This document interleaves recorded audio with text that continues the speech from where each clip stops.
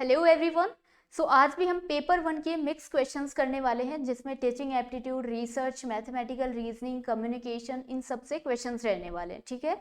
So first question देखिए, which of the following statements represents the nature and characteristics of a good research report. मतलब एक अच्छी research report की क्या क्या कैरेक्टरिस्टिक्स होती हैं, क्या क्या विशेषताएं होती हैं, ये क्वेश्चन में पूछा गया है। सो ऑप्शन ए है, research report is prepared before the study begins. So यहाँ से ये क्वेश्चन गलत हो जाएगा क्योंकि रिसर्च रिपोर्ट कभी भी स्टार्टिंग में नहीं बनाई जाती है, रिसर्च खत्म होने के बाद में बनाई जाती है। सो ऑप्शन बी है, research report communicates findings of the study. बिल्कुल सही है क्योंकि रिसर्च रिपोर्ट का यही एक पर्पस होता है कि हमने पूरी रिसर्च में क्या मतलब हमने फाइंड आउट किया है उसको एज अ रिजल्ट उसको शो करना। देन ऑप्शन सी है, research report is written in formal language. हमेशा एक रिपोर्ट फॉर्मल लैंग्वेज में ही मिलेगी, कभी भी रिसर्च रिपोर्ट इनफॉर्मल लैंग्वेज में नहीं मिलेगी। ऑप्शन डी है, research report enables researcher to examine validity of generalization. ये भी बिल्कुल सही है, एक रिसर्च रिपोर्ट हमेशा ऐसी होनी चाहिए जिसको जनरलाइज किया जा सके। सो ऑप्शन ए को छोड़कर सारे ऑप्शन सही हैं, जो कि ऑप्शन सी में दिया है बी सी डी ई, ये यहाँ से करेक्ट हो जाएगा। देन नेक्स्ट क्वेश्चन देखिए, discussion in class will be more effective if the topic of discussion is. किसी भी क्लास में डिस्कशन कब ज़्यादा प्रभावशाली होगा अगर टॉपिक को इंट्रोड्यूस ही नहीं किया गया है, ये तो नहीं होगा। Started before the start of the discussion, अगर डिस्कशन से पहले ही स्टार्ट कर दिया है तो वो भी इफेक्टिव नहीं होगा। Written on the board without introducing it, अगर एक टीचर बोर्ड पे कुछ लिख रहा है, अगर बच्चों को पता ही नहीं है कि वो किस टॉपिक के बारे में लिख रहा है, तो ऑब्वियसली वो डिस्कशन वहाँ पे इफेक्टिव नहीं होगा। ऑप्शन डी है, informed to the student in advance. ये बिल्कुल सही ऑप्शन है, अगर स्टूडेंट्स को पहले से ही बता दिया जाए कि हमारे डिस्कशन का ये टॉपिक रहेगा तो वो डिस्कशन ज़्यादा इफेक्टिव होगा। सो यहाँ से राइट आंसर हो जाएगा option D. Then next question देखिए, which of the following statement about teaching aids are not correct. Question में नोट पूछा है। टीचिंग एड्स का मतलब होता है एक टीचर कुछ ऐसे मटेरियल्स का या कुछ ऐसी टेक्निक्स का यूज़ करता है जिससे वो अपनी टीचिंग को ज़्यादा इफेक्टिव बना सके।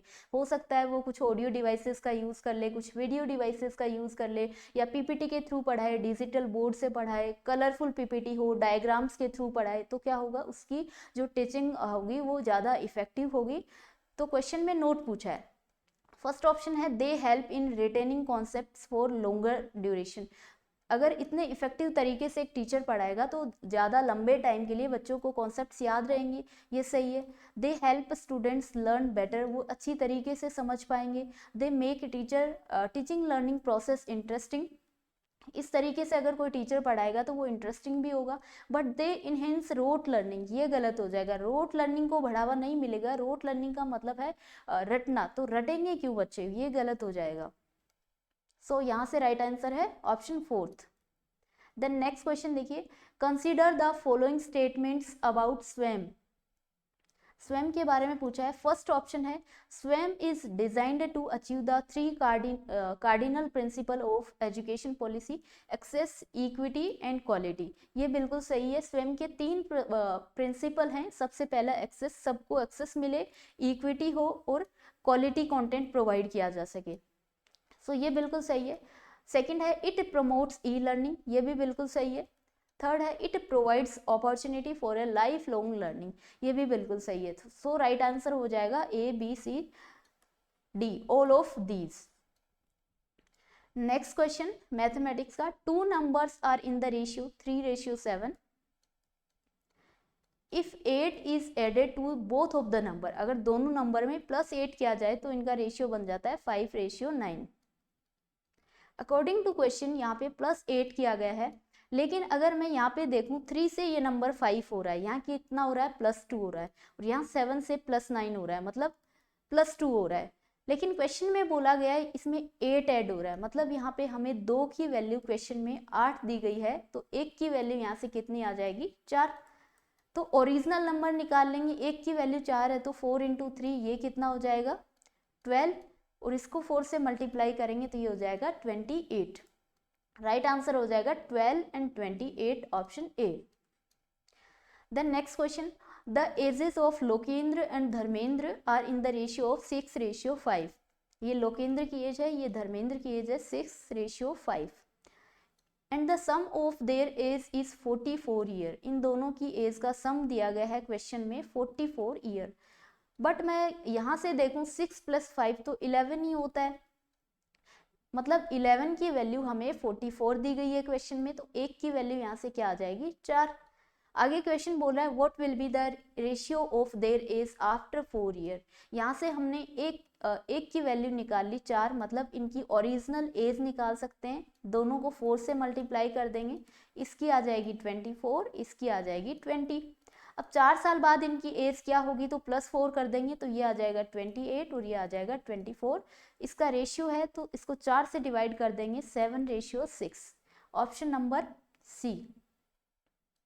ऑलराइट, नेक्स्ट क्वेश्चन देखिए, given below are 2 statement. Statement first दिया गया है Swayam an initiative of government of India aims at promoting the self help group in rural areas. ऐसा तो नहीं है, स्वयं है जो एक मूव प्लेटफॉर्म है, वो कोई सेल्फ हेल्प ग्रुप को प्रमोट करने के लिए, जो वो भी रूरल एरियाज में नहीं बनाया गया है, ये यहाँ से गलत हो जाएगा। सेकेंड स्टेटमेंट है e Yantra is an initiative to spread education in embedded system and robotics by IIT Mumbai through MHRD NMEICT। So ये बिल्कुल सही है, यहाँ से राइट आंसर हो जाएगा A is incorrect but second statement is true, option D. अब ये कैसे हुआ, सबसे पहले देखिए स्वयं, स्वयं की फुल फॉर्म है study webs of active learning for young aspiring minds. ये काफ़ी बार फुल फॉर्म एग्जाम में आई है। इसके बाद is an Indian massive open online course, ये मूक प्लेटफॉर्म है। स्वयं ऑपरेट्स मूक learning resource in different ways and structure. और स्वयं के 4 कोऑर्डिनेट्स हैं, क्वाड्रेंट्स हैं, 4 क्वाड्रेंट्स हैं, e tutorial, e content, discussion forum and assessment. ये चारों क्वाड्रेंट्स इसके याद रखना इंपॉर्टेंट है।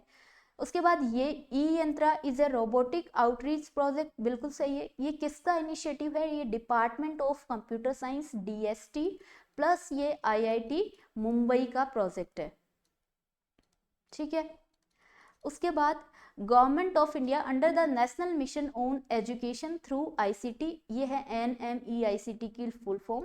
The goal of e Yantra is to complement existing higher education system world wide and solve local problem across a variety of domain, agriculture, disaster, manufacturing, defence, इन सब domains में उनकी problems को सोल्व करना। सो ये ई यंत्रा वाला statement सही है बट ये यहाँ से गलत हो जाएगा।